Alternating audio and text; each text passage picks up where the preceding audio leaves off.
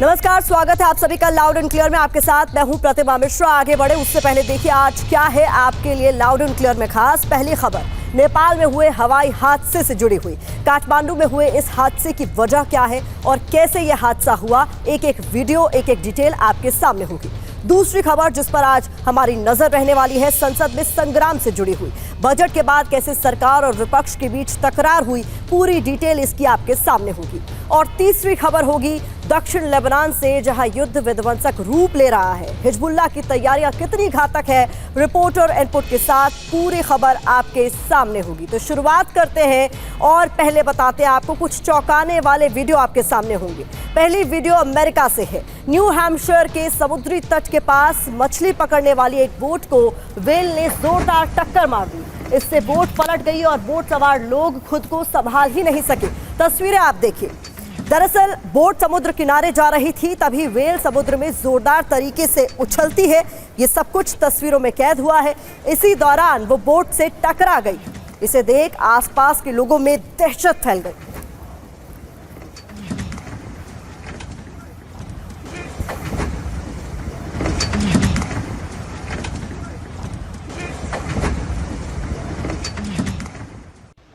और अब दूसरी तस्वीर आपके सामने। ये किसी वॉर जोन की तस्वीर नहीं, बल्कि अमेरिका के येलोस्टोन नेशनल पार्क की तस्वीरें हैं, जहां पार्क के एक पूल में इतना जोर का धमाका हुआ कि लोग दहशत में आ गए। दरअसल पार्क के पास बेसिन थर्मल इलाका है, जिसकी वजह से पूल में ये धमाका हुआ। धमाके की आवाज़ काफ़ी दूर तक सुनाई दी, जिसकी वजह से पार्क में मौजूद पर्यटक डर की वजह से चीखने चिल्लाने लगे और यहाँ वहाँ भागते हुए उन्हें देखा गया। बाद में पार्क के मैनेजमेंट के लोगों ने सुरक्षित जगहों पर पहुँचाया।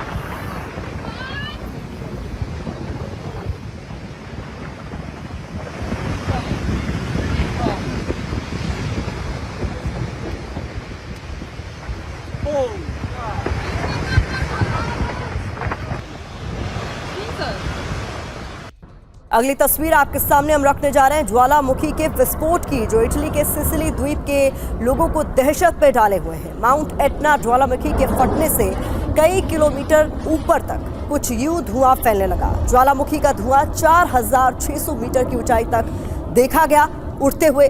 आग और धुएं के गुबार के बाद आसपास के गांव में अफरा तफरी का माहौल है। आफतकाल आ चुका है। ज्वालामुखी फटने के बाद हल्के भूकंप के झटके भी यहां महसूस किए गए, जिसके बाद आसपास के इलाकों के लिए अलर्ट जारी कर दिया गया और कैचेनिया एयरपोर्ट पर उड़ानों को रोक दिया गया।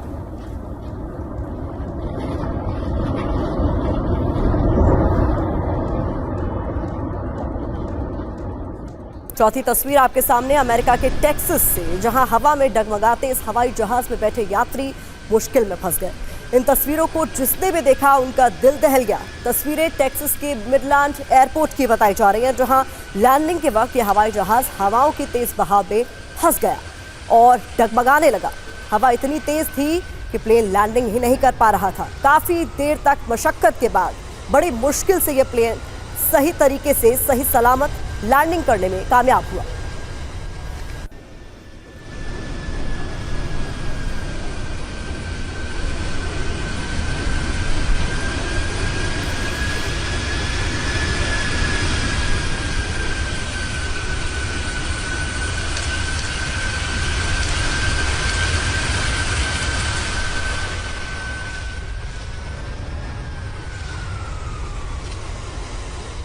और इस बीच आपको बड़ी खबर बता दें, नेपाल विमान हादसे का सबसे लेटेस्ट वीडियो सामने आ गया है। हादसे में 18 लोगों की मौत हो गई है।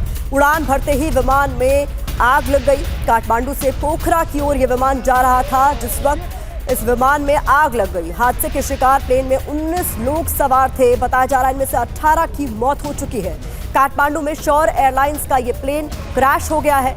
क्रैश साइट की तस्वीरें आपने पहले देखी, लेकिन इस विमान की ये लेटेस्ट तस्वीरें बताई जा रही है, जहां उड़ान भरने के साथ ही इस प्लेन में आग लग गई और देखते ही देखते ये प्लेन क्रैश हो गया।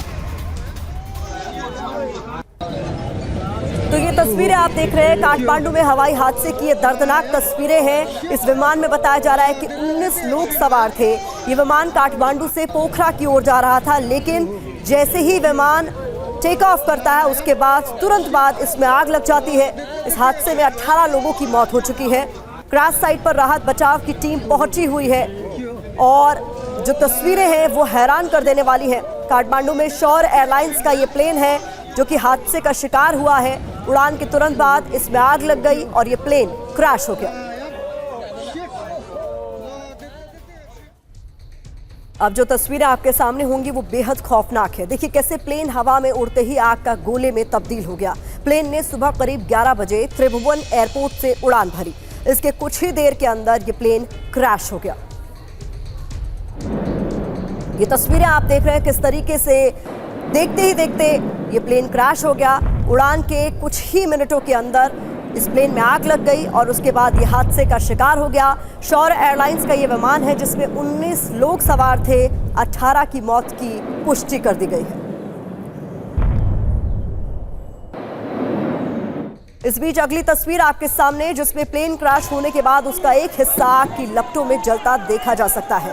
नेपाल पुलिस और फायर फाइटर्स की टीम के जवान आग बुझाने की कोशिशों में जुटे हुए हैं। ये क्रैश साइट से आ रही तस्वीरें हैं जहां पर किस तरीके से विमान के हिस्से जलते हुए नजर आ रहे हैं। यहाँ पर बड़ी तादाद में आपको लोग नजर आ रहे हैं जिनमें फायर फाइटर्स भी मौजूद है। पुलिस की टीम यहाँ पर मौजूद है जो मौके पर तुरंत पहुंची है और कोशिश की जा रही है किसी तरीके से ये जो आग लगी है उसे बुझाया जा सके।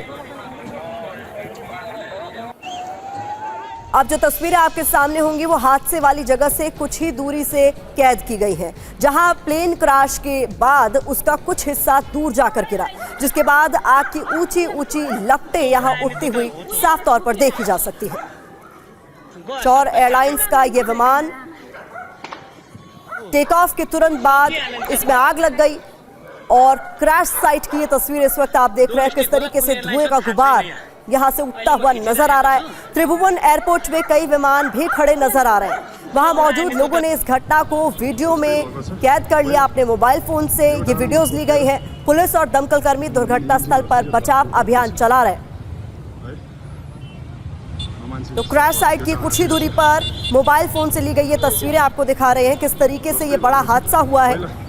धुएं का गुबार इन तस्वीरों में साफ तौर पर उठता हुआ नजर आ रहा है।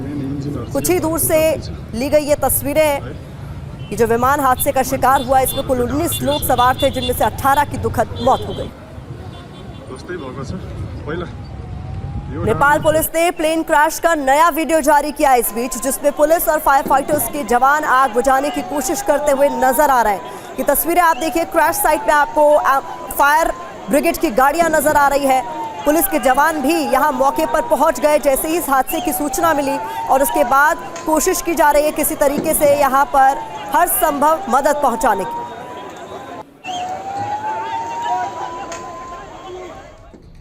हादसे से जुड़ी बड़ी खबर आपके सामने। नेपाल के पीएम घटनास्थल पर पहुंचे। केपी ओली ने मौके पर पहुंचकर जायजा लिया है। विमान ने सुबह 11:11 पर पोखरा के लिए उड़ान भरी थी। पूर्वी हिस्से में विमान हादसे का शिकार हो गया और ऐसे में पीएम भी मौका वारदात पर पहुंचे और वहां पर जायजा लिया। ये दुखद हादसा जो हुआ है नेपाल में, इसमें 18 लोगों की मौत हो गई है। हादसे के शिकार जो विमान हुआ है 11:11 पर उसने पोखरा के लिए उड़ान भरी थी, लेकिन कुछ ही मिनटों में वो जमीन पर आ गिरा, क्रैश हो गया और किस तरीके का ये पूरा हादसा था ये तस्वीरों में कैद भी हुआ।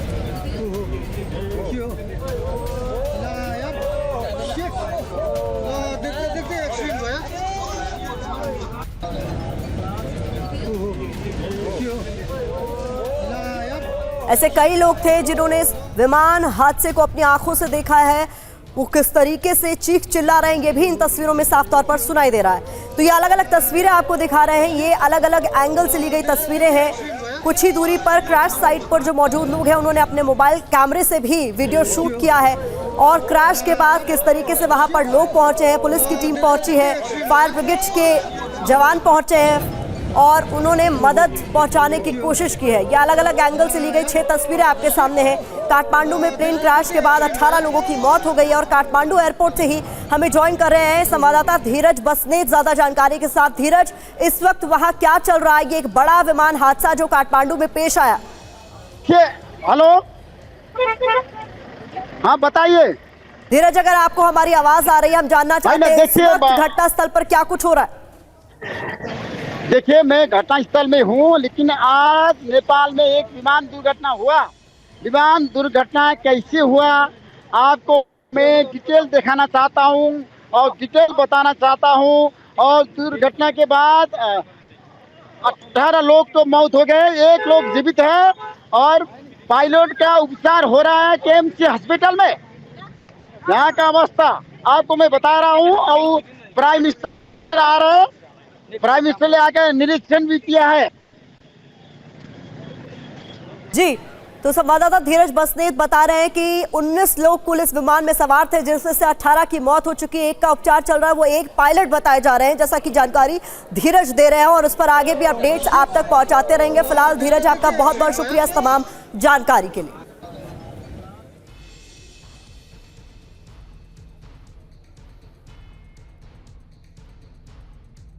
तो नेपाल हादसे पर एयरपोर्ट के प्रवक्ता का भी बयान सामने आया है। रनवे पर गड़बड़ी के कारण यह हादसा हुआ है, ये बड़ी बात कही गई है। जो एयरपोर्ट के प्रवक्ता है नेपाल हादसे पे, उन्होंने ये बड़ी बात कही है। विमान में सिर्फ टेक्नीशियन सवार थे, इसकी जानकारी दी गई है। विमान में कोई भी यात्री सवार नहीं था। विमान हादसे के बाद एयरपोर्ट को बंद कर दिया गया है। तो एयरपोर्ट के प्रवक्ता की तरफ से विमान हादसे पर यह बड़ी जानकारी साझा की गई है, जहां उनकी ओर से कहा गया है कि रनवे पर गड़बड़ी के कारण ये बड़ा हादसा पेश आया है। शौर्य एयरलाइंस का ये विमान दुर्घटनाग्रस्त हुआ है। ये क्रैश हुआ जिसमें कुल 19 लोग सवार थे और 18 की मौत हो चुकी है। उसको लेकर ये बड़ी जानकारी साझा की गई है कि रनवे पर गड़बड़ी के कारण ये बड़ा हादसा हुआ। जानकारी ये भी कि विमान में सिर्फ टेक्नीशियन सवार थे, यानी इसमें कोई भी आम यात्री सवार नहीं था। इस विमान हादसे के बाद एयरपोर्ट को फिलहाल बंद कर दिया गया।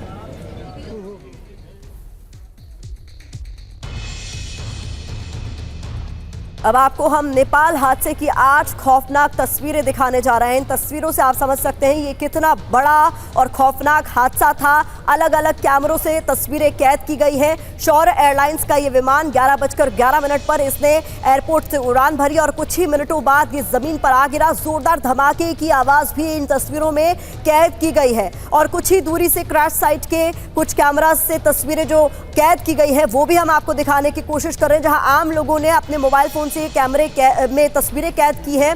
बताया जा रहा है कि इस विमान में 19 लोग सवार थे, जिसमें से 18 की मौत हो चुकी है। पायलट का उपचार इस वक्त अस्पताल में चल रहा है।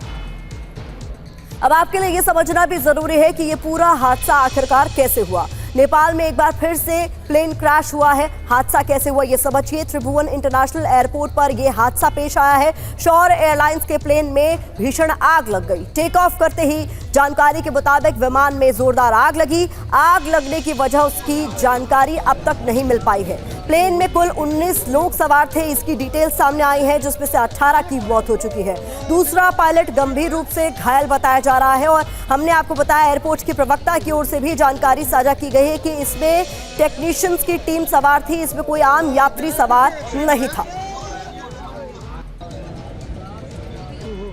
तो ये जो विमान हादसा नेपाल में हुआ है उसकी तस्वीरें आपको दिखा रहे हैं और उसकी एक एक डिटेल आपके सामने रख रहे हैं। किस तरीके से एयरपोर्ट के प्रवक्ता की तरफ से ये जो जानकारी दी गई है कि रनवे में गड़बड़ी की वजह से ये बड़ा हादसा पेश आया है, अब इसकी भी जांच होगी। आपके लिए समझना भी जरूरी है कि नेपाल में विमान हादसे कब कब और कैसे हुए हैं। जगह और मौत और तारीख की एक एक डिटेल आपके सामने हम रख रहे हैं। बताएं 14 जनवरी 2023 को पोखरा में विमान हादसा हुआ, जिसमें 74 लोगों की मौत हो गई। इसके बाद 29 मई 2022 को मुस्तांग में यह हादसा पेश आया। एक विमान हादसे का शिकार हुआ जिसमें 22 लोगों की मौत हो गई। 14 अप्रैल 2019 में लुकला में विमान हादसा हुआ जिसमें 3 लोगों की मौत हो गई। इसके बाद 27 फरवरी 2019 को टेपलगंज में हादसा हुआ जिसमें 7 लोगों की मौत हो गई। 12 मार्च 2018 को काठमांडू में विमान हादसे का शिकार हुआ जिसमें 51 लोगों की मौत हो गई। और फरवरी 2016 को जोमसोम में हवाई हादसा हुआ जिसमें 23 लोगों की मौत हो गई। तो नेपाल में जो विमान हादसे हैं उसकी जानकारी आपके सामने हम रख रहे थे, कब कब और किन जगहों पर यह हादसे हुए और कितने लोगों की इसमें मौत हुई। लेकिन जो सबसे ताज़ा वाकया है उसकी तस्वीरें आप तक लगातार हम पहुंचा रहे हैं, उसकी एक एक डिटेल आपको दिखा रहे हैं और जानकारियां जो सामने आ रही है निकलकर, उसके मुताबिक 19 लोग कुल इस विमान में सवार थे। 18 की मौत हो चुकी है, 1 का उपचार इस वक्त चल रहा है। और एयरपोर्ट की प्रवक्ता की तरफ से ये बड़ी बात कही गई है कि रनवे में गड़बड़ी की वजह से ये विमान हादसा हुआ है। आगे इस पूरे मामले की जांच होगी तो सच सामने आएगा कि रनवे में किस तरीके की गड़बड़ी की बात, किस तरीके का जिक्र किया जा रहा है। लेकिन देखिए, हम ग्राफिक्स की मदद से आपको बता रहे हैं 11:11 पर काठमांडू से उड़ान भरी शौर्य एयरलाइंस के इस विमान ने और उसके बाद वो दाएं मुड़ा जो डिटेल सामने आ रही है उसको ग्राफिकली समझाने की कोशिश कर रहे हैं और इसके तुरंत बाद इसमें आग लग गई। त्रिभुवन एयरपोर्ट के पास ये बड़ा हादसा पेश आया है। विमान क्रैश साइट की जो तस्वीरें हैं वो भी लगातार अब तक हम पहुंचा रहे हैं। तो 11:11 पर इसने उड़ान भरी, काठमांडू से उड़ा और त्रिभुवन एयरपोर्ट पर यह बड़ा हादसा हुआ जहां विमान में आग लगने के बाद ये क्रैश हो गया।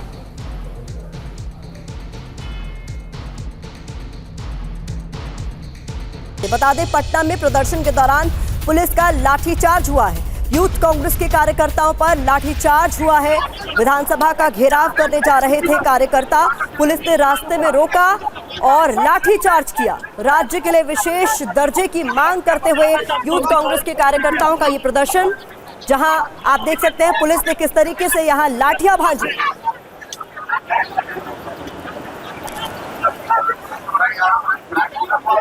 न केवल विशेष राज्य के दर्जे की मांग को लेकर यह प्रदर्शन किया जा रहा था, बल्कि कानून व्यवस्था और अग्निवीर योजना को लेकर भी ये विरोध किया जा रहा था, जिसपे पुलिस ने पहले इस प्रदर्शन को रोकने की कोशिश की और फिर कार्यकर्ताओं पर लाठियां बरसाई।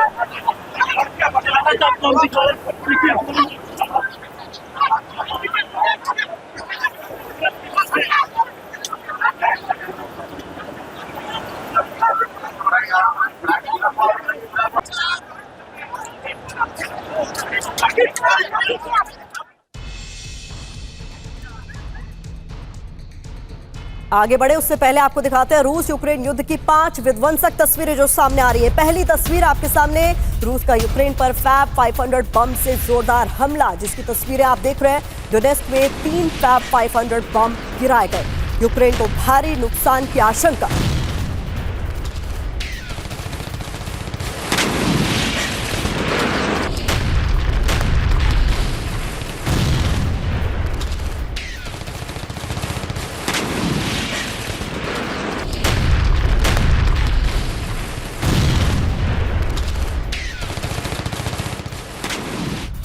अगली वीडियो ब्रेकिंग आपके सामने। पूर्वी यूक्रेन में भीषण जंग जारी है। यूक्रेन पर MLRS से रूसी स्ट्राइक की खबर सामने आई है।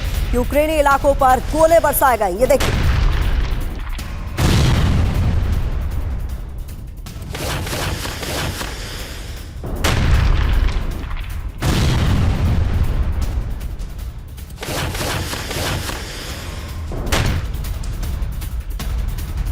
और इस बीच यूक्रेनी इन्फेंट्री प्लाटून पर रूसी हमले को लेकर बड़ी खबर। प्लाटून पर गिरा आर्टिलरी शेल, दर्जन भर यूक्रेनी सैनिक इसकी चपेट में आए।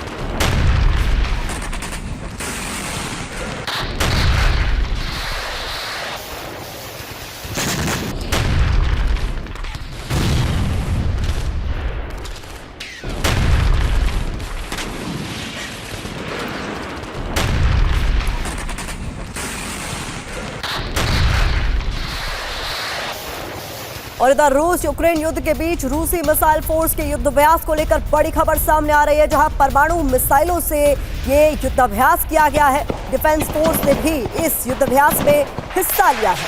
रूस के इरकुत्स्क में युद्धाभ्यास जारी है।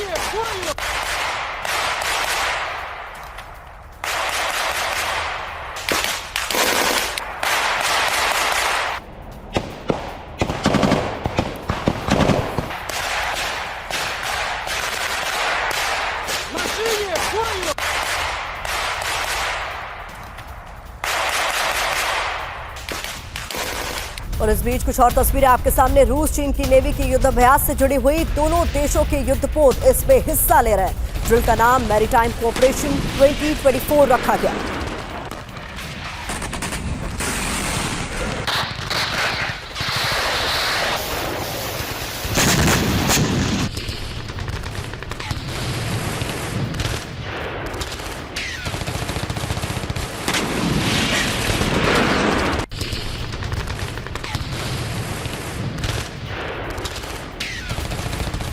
और इस बीच साउथ लेबनान के मोर्चे से बहुत बड़ी खबर सामने आ रही है। हिजबुल्लाह के पास आया नया एंटी टैंक सिस्टम। हिजबुल्लाह ने दी इजराइल को धमकी, इजराइल का एक भी टैंक नहीं बचेगा। ये धमकी हिजबुल्लाह की ओर से दी गई है। ईरान से एंटी टैंक सिस्टम मिलने का अंदेशा भी इस बीच जताया जा रहा है। हिजबुल्लाह ने एक वीडियो भी जारी किया।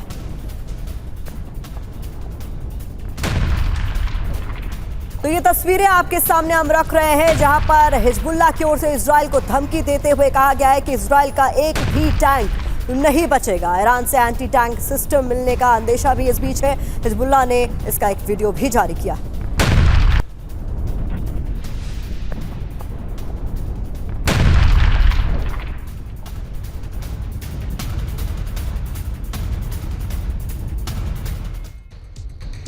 इजराइल साउथ लेबनान पर बमबारी कर रहा है तो हिजबुल्लाह की भी तैयारी पूरी है। हिजबुल्लाह ने इजराइल को टारगेट करने का पूरा प्लान बना लिया है। हिजबुल्लाह ने अपनी ताकत दिखाने के लिए एक वीडियो जारी किया है जिसमें एंटी टैंक मिसाइल दिखाई गई है। इस मिसाइल से सीमा पर इजरायली टैंकों को निशाना बनाया जा सकता है। इसके अलावा जब इजरायली टैंक साउथ लेबनान में घुसेंगे तब भी इस हथियार से टैंकों को नेस्त नाबूद किया जा सकता है। इसी की तस्वीरें आपके सामने हम रख रहे हैं। तो इजराइल लेबनान सीमा पर युद्ध जैसे हालात इस वक्त बने हुए हैं, ये आपके लिए समझना बहुत जरूरी है किस तरीके की स्थिति इस वक्त बनी हुई है और इसी को लेकर महत्वपूर्ण जानकारी जल्दी से आपके साथ हम साझा कर देते हैं। हिजबुल्लाह की बात करें एंटी टैंक सिस्टम से एक्शन की तैयारी में है। इजराइल की बात करें तो सीमा पर ग्राउंड फोर्स की अतिरिक्त तैनाती की बात सामने आ रही है। इसके अलावा हम बात करें तो अलग अलग मोर्चों पर किस तरीके की है तैयारी, इसे समझिए। इजरायली टैंकों को निशाना बनाने की रणनीति हिजबुल्लाह की ओर से तैयार की गई है। तो वहीं इजराइल की बात करें तो फाइटर जेट्स की लगातार गश्त देखी जा रही है हिजबुल्लाह के लड़ाकों से निपटने के लिए। यहां किरियत शमोना में एक साथ दागे गए हैं कई रॉकेट हिजबुल्लाह की तरफ से। तो इजराइल की बात करें आयरन डोम एक्टिव है। आयरन डोम ने सभी रॉकेट्स को नाकाम कर दिया है, ये बड़ी जानकारी निकलकर सामने आ रही है। यहां लड़ाके लड़ रहे हैं गुरिल्ला युद्ध हिजबुल्लाह के, तो वहां मिसाइल रॉकेट से हमले लगातार जारी है। हिजबुल्लाह को घुटनों पर लाने की तैयारी में इजराइल है, लेकिन हिजबुल्लाह भी डटा हुआ है। तो किस तरीके से वार पलटवार इन दोनों के बीच चल रहा है, युद्ध जैसे हालात बने हुए, उसकी डिटेल आपके सामने हमने रखी। इस बीच बड़ी खबर आपको बता दें, जहां लेबनान में इजराइल की भीषण बमबारी हुई है। दक्षिणी लेबनान के कई इलाकों में इजरायली वायुसेना की बमबारी को लेकर खबर सामने आ रही है, जहां बिंट जेबल में एयर स्ट्राइक से भारी तबाही हुई है।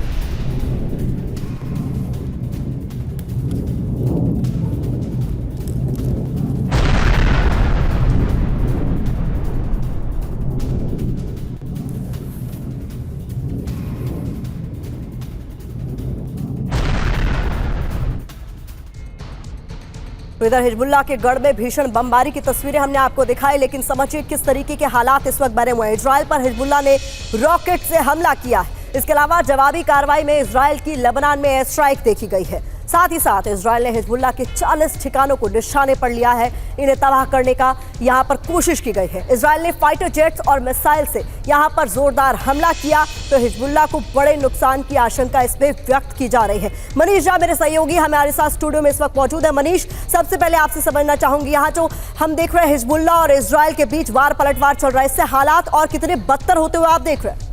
बिल्कुल, देखिए आईडीएफ की तरफ से यही कहा गया है कि साउथ लेबनान के इस इलाके में दरअसल हिजबुल्लाह की वेपन फैक्ट्री थी जिसको खत्म किया गया है, और इसीलिए उस वीडियो में भी अगर आप देखेंगे तो एक बार जब स्ट्राइक की गई है उसके बाद से लगातार वहाँ से जो डिस्ट्रॉय करने के बाद जो दूसरे वेपन्स हैं वो वहाँ पर फट रहे हैं, और उसकी वजह से वहाँ पर काफ़ी जोरदार धमाका भी दिखाई दे रहा है। सबसे बड़ी बात यह है कि अब जबकि इजराइल के प्रधानमंत्री नेतन्याहू अमेरिका में हैं, कुछ देर बाद अमेरिकी संसद को संबोधित करेंगे। अगले 2-3 दिन का कार्यक्रम ही यही है कि किस तरह से लेबनान के खिलाफ, हिजबुल्लाह के खिलाफ इजराइल के जंग को लेकर परमिशन ली जाए, किस तरह से उन्हें बताया जाए कि हिजबुल्लाह एक रियल थ्रेट है। तो यानी अगले 48 घंटे के बाद इजराइल और लेबनान के बीच जो संभावित जंग है उसको लेकर क्लीन हरी झंडी मिल सकती है, और फिर शायद आपको एक बड़ी युद्ध देखने को मिल सकती है। तो बड़ी बात मनीष बता रहे हैं किस तरीके से हालात यहाँ बद से बदतर होते हुए नजर आ रहे हैं। इस बीच आगे बढ़े उससे पहले आपको दिखा देते हैं रूस यूक्रेन युद्ध की 5 विध्वंसक तस्वीरें।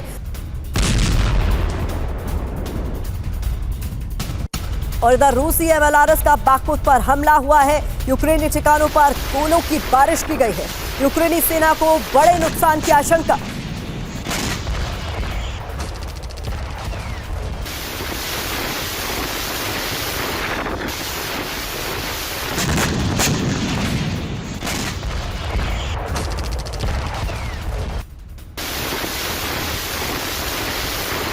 और इस बीच बड़ी खबर गाजा से सामने आ रही है, जहां अल अजहर यूनिवर्सिटी पूरी तरह से तबाह हो चुकी है।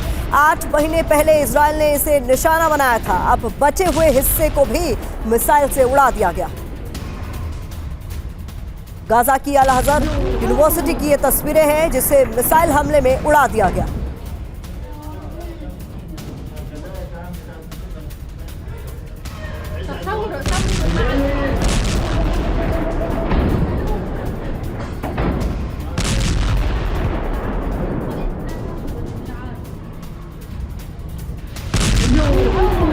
अगर चीन ने ताइवान की राजधानी ताइपे पर हमला किया तो कैसे दूसरे शहर होलियान में कमांड सेंटर एक्टिव होगा, ये अब आपके लिए समझना जरूरी है। और चीनी हमले पर ताइवानी जो रणनीति है वो किस तरीके से सामने आई है उसको समझाने के लिए मैं चाहूंगी मेरे सहयोगी मनीष भी हमारे पास आ जाए। मनीष इधर आइए, क्योंकि ये बहुत महत्वपूर्ण हो जाता है समझना। कितना महत्वपूर्ण है ये कि अगर ताइपे पर, जो कि राजधानी है ताइवान की, उस पर अटैक होता है तो होलियान कितना इंपॉर्टेंट बनेगा, पहले ये समझते हैं नक्शे के जरिए, फिर मैं डिटेल साझा करूं। बिल्कुल, देखिए होलियान दरअसल यहाँ पर ताइवान का सबसे बड़ा एयर बेस है। यहाँ पर ये पहाड़ी इलाका है और पहाड़ में बंकर बने हुए हैं जहां पर कि ताइवान की एयरफोर्स के F-16 रखे हुए हैं। दर्जनों F-16 बंकर के पास रखा है। प्लान ये है कि जब चीन ताइपे पर बमबारी करेगा, आपको याद होगा 2 महीने पहले जब चाइना ने मिलिट्री ड्रिल किया था और कहा था कि हम इसे 6 डायरेक्शन में घेर लेंगे और ताइपे पर बमबारी करेंगे, तो अब ताइवान की डिफेंस फोर्स प्लान ये कर रही है अगर ताइपे बर्बाद हो गया तो फिर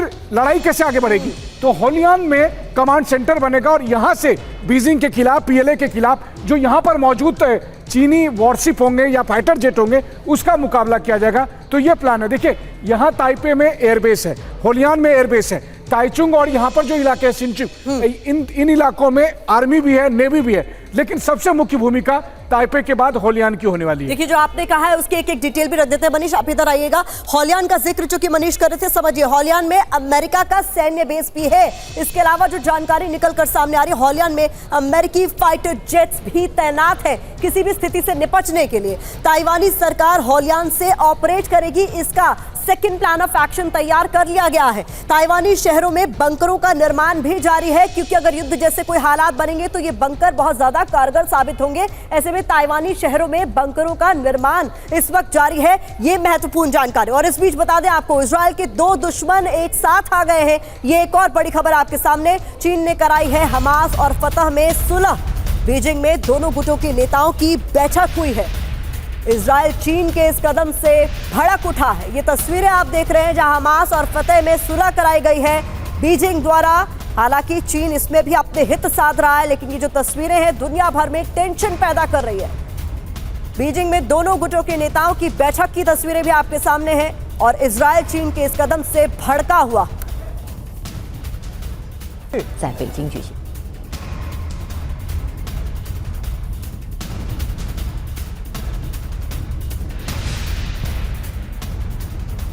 तो मध्य पूर्व पर एक बड़ी कूटनीतिक चाल चली गई है चीन की तरफ से। बता दें आपको, चीन इजराइल के 2 दुश्मनों को एक मंच पर लाने में कामयाब हुआ है। हमास और फतह फिलिस्तीन के 2 गुट हैं। हमास गाजा में एक्टिव है तो फतह वेस्ट बैंक में मजबूत है। दोनों गुट एक दूसरे के विरोधी हैं, लेकिन अब चीन इन दोनों गुटों में दोस्ती कराने में कामयाब हो गया है। बीजिंग में हमास और फतह के शीर्ष नेताओं को बुलाया गया और उनमें संधि करवाई गई। इस कदम को इजराइल और अमेरिका के खिलाफ माना जा रहा है, क्योंकि चीन इजराइल के विरोधियों को एकजुट कर इजराइल के खिलाफ नया मोर्चा बनाने की कोशिश में जुट गया है। ऐसे में महत्वपूर्ण है इजराइल के खिलाफ चीनी चाल क्या है, इसे भी आपको समझना होगा। महत्वपूर्ण जानकारी जल्दी से आपके साथ साझा कर देते हैं, फिर मनीष का भी हम रुख करेंगे। देखिए बीजिंग में 14 फिलिस्तीनी संगठन एक साथ आए। महत्वपूर्ण है आपके लिए समझना कि इसमें इस्माइल हानिया समेत सभी संगठनों के प्रमुख नेता मौजूद रहे। 2 कट्टर दुश्मन हमास और फतह में इस दौरान समझौता हुआ, संधि पर सिग्नेचर हुए। इजराइल को रोकने के लिए बनी है नई रणनीति। इजराइल और अमेरिका के खिलाफ सभी को एकजुट करने की जो चाल चीन ने चली है, उसकी तस्वीरें चीन से सामने आई। अमेरिका को मिडिल ईस्ट में उलझाने की साजिश के तौर पर भी इस कदम को देखा जा रहा है, जो चीन की तरफ से चला गया है। अब फिलिस्तीन के 2 सबसे बड़े दुश्मन हमास और फतह के बीच सुलह हो गई है। चीन ने दोनों के बीच डील कराई है। आइए नजर डालते हैं कि दोनों संगठन किस तरीके से काम करते हैं, किस आइडियोलॉजी पर काम करते हैं। बात हमास और फतह की हम करने जा रहे हैं, तो महत्वपूर्ण जानकारी आपके साथ हम साझा कर दें। देखिए गाजा में ताकतवर है हमास। फतह की बात करें तो फिलिस्तीन के वेस्ट बैंक में इसकी सरकार। आगे बढ़िए, कट्टर विचारधारा रखता है हमास, तो उधर धर्मनिरपेक्ष विचारधारा का समर्थन फतह करता है। आगे बढ़ते हुए कुछ और जानकारी जल्दी से आपके सामने। जहां जंग का समर्थक है हमास, तो वहीं बातचीत से हल निकले इसकी पैरवी करता है फतह। इजराइल को मान्यता नहीं देता हमास, तो वो इजराइल को मान्यता देता है। बात हम फतह की कर रहे हैं, वो मान्यता देता है। 1967 में बने बॉर्डर को मान्यता नहीं देता हमास, तो वहां आजाद फिलिस्तीन का समर्थक है फतह। तो कुल मिलाकर दोनों किस तरीके से हर मोर्चे पर अलग अलग नजर आते हैं, लेकिन इन्हें एक मंच पर लाया है चीन ने, और इसके पीछे कोई बड़ी रणनीति, कोई बड़ी चाल मानी जा रही है। मनीष, बिल्कुल, देखिए, दुनिया के आंखों में धूल झोंकने के लिए चीन ने यह कहा कि यह दरअसल कोशिश है कि जब गाजा में युद्ध खत्म होगा तब इन सभी संगठन मिलकर कैसे एक यूनिटी गवर्नमेंट बनाएंगे। लेकिन यह तो तब होगा ना जब इजराइल और इनके बीच सहमति होगी। इजराइल ने इस शांति समझौते को खारिज कर दिया, मतलब युद्ध बढ़ेगा, यह बात चीन को पता था। तो चीन ने यहां सोची समझी एक चाल चली। हमास और तमाम जो 14 संगठन हैं इनको मिला दिया ताकि ये लोग अब इजराइल के खिलाफ जंग लड़ सके, ये लोग अब अमेरिका के खिलाफ जंग लड़ सके, अमेरिका इजराइल के प्रोटेक्शन में उलझा रहे और वैसी स्थिति में चीन को फायदा मिले और चीन इसका फायदा उठाकर ताइवान पर हमले करने की रणनीति बनाए। वहीं दूसरी तरफ देखिए, पता नहीं कैसे चीन ने ऐसी क्या घुट्टी पिलाई है कि मिडिल ईस्ट में आज की तारीख में अमेरिकी वर्चस्व को साइडलाइन करते हुए चीन सऊदी और ईरान को मिलाता है, हमास और तमाम संगठनों को एक करता है। तो मिडिल ईस्ट में चीन का जो प्लान है वो निश्चित तौर पर पूरे वेस्ट को दरकिनार करने वाला है। और चीन की इस चाल से इजराइल भड़का भी हुआ है। इस बीच बता दें बड़ी खबर, नेटो के यूरोप कमान प्रमुख क्रिस्टोफर कैवोली का बयान सामने आया है। नेटो के खिलाफ रूस की आक्रामक रणनीति की बात कही गई है। कैवोली की ओर से रूस बड़ा कदम उठाने पर आमादा है, यानी कुछ भी हो सकता है, इस ओर इशारा किया गया है साफ तौर पर नेटो के यूरोप कमान प्रमुख की ओर से। यहां नेटो के खिलाफ रूस की आक्रामक रणनीति का जिक्र करते हुए उन्होंने कहा, रूस बड़ा कदम उठाने पर आमादा। अब आपके लिए यह समझना भी जरूरी है कि आखिर क्यों नेटो को पुतिन से डर है और क्यों हो रही है ऐसी बयानबाजी। तो समझिए, नेटो को पुतिन से डर क्यों? बेलारूस में पुतिन के परमाणु हथियार तैनात है। इसको लेकर एक एक डिटेल आपके सामने हम पहले भी रख चुके हैं। कैलिनिनग्राड में दरअसल रूस का परमाणु ठिकाना भी है। नेटो की घेराबंदी के लिए रूसी सेना की बड़ी रणनीति की जानकारी सामने। जहां यूक्रेन में नेटो घुसा तो पुतिन नेटो देशों को सीधे तौर पर टारगेट करेंगे, इससे बिल्कुल चूकेंगे नहीं। पुतिन नेटो के खिलाफ परमाणु हथियारों के इस्तेमाल की धमकी कई बार कई मौकों पर दे चुके हैं। नेटो को बैकफुट पर लाने के लिए पुतिन किसी भी हद तक जा सकते हैं, ये संदेश भी कई बार कई मंचों से उन्होंने दिया है। किस तरीके से ये पुराने हथियार पुतिन के लिए सरदर्द साबित हो रहे हैं, इसकी जानकारी भी जल्दी आपके सामने रख देते हैं। रूस ने 2 साल में 3000 टैंक और 5000 बख्तरबंद वाहन खो दिए हैं इस युद्ध में। 2023 में युद्ध मोर्चे पर पहुंचाए गए 1530 टैंकों में से 85% पुराने बताए जा रहे हैं। रूस के कुल 3200 टैंकों में से 70% टैंक अनुपयोगी हैं, इनका इस्तेमाल ठीक से नहीं किया जा सकता। रूस के नए टैंक बनाने की क्षमता भी सीमित बताई जा रही है। रूस साल भर में महज 100 बैरल का उत्पादन कर रहा है। ये इकोनॉमिस्ट के हवाले से जानकारी जो हमने आपके सामने रखी। और अब बात कर लेते हैं अमेरिकी राष्ट्रपति चुनाव से जुड़ी खबर की। कमला हैरिस ने पहली चुनावी रैली में बोला, डोनाल्ड ट्रंप पर जोरदार हमला, ट्रंप जीते तो संविधान खत्म कर देंगे। कमला हैरिस की ओर से यह बात कही गई है। ट्रंप अमेरिका को पीछे ले जाना चाहते हैं। तो डोनाल्ड ट्रंप और कमला हैरिस के बीच अब जुबानी जंग तेज हो गई है। दोनों एक दूसरे पर हमला बोलने का एक भी मौका नहीं छोड़ रहे। जो बाइडेन के अमेरिकी चुनाव की रेस से हटने के बाद कमला हैरिस ने पहली रैली की जिसमें उन्होंने ट्रंप पर जमकर हमला बोला। I took on perpetrators of all kinds. Predators who abused women, fraudsters who ripped off consumers, cheaters who broke the rules for their own gain. So hear me when I say, I know Donald Trump's type. आइए अब आपको दिखाते हैं उन 4 एजेंसियों का opinion poll जिससे पता चलेगा कि अमेरिका में स्थिति किसकी मजबूत है, डोनाल्ड ट्रंप की या कमला हैरिस की। अमेरिका में कौन बनेगा राष्ट्रपति, इस वक्त का सबसे बड़ा सवाल यही है। इसको लेकर 4 एजेंसियों ने जो पोल किया है उसकी एक डिटेल आपके सामने। सबसे पहले पॉली मार्केट के पोल की बात करें तो डोनाल्ड ट्रंप वर्सेस कमला हैरिस में डोनाल्ड ट्रंप बढ़त बनाए हुए नजर आ रहे हैं। 65% लोग इनके पक्ष में नजर आ रहे हैं तो 31% कमला हैरिस के पक्ष में। आगे बढ़ते हुए अगले पोल की बात करें तो रॉयटर्स इप्सोस का जो पोल है वो कहता है डोनाल्ड ट्रंप वर्सेस कमला हैरिस में मान के चलिए बराबरी का मुकाबला है लगभग, लेकिन बढ़त बनाई हुई है कमला हैरिस। 44% लोग उनके समर्थन में है तो 42% ट्रंप के। Yahoo/YouGov के अगर पोल की बात करें डोनाल्ड ट्रंप और कमला हैरिस में एकदम कांटे की टक्कर है, दोनों 46% पर ही यहां पर लोगों की पसंद इनकी नजर आ रही है। FAU मेन स्ट्रीट USA की बात करें तो डोनाल्ड ट्रंप 49%, कमला हैरिस को 44% लोगों का समर्थन हासिल होता हुआ नजर आ रहा है। 4 एजेंसियों का ये ओपिनियन पोल आपके सामने रख रहे हैं ताकि आप स्थिति समझ सके कि अमेरिका में इस वक्त कौन किस पर हावी नजर आ रहा है।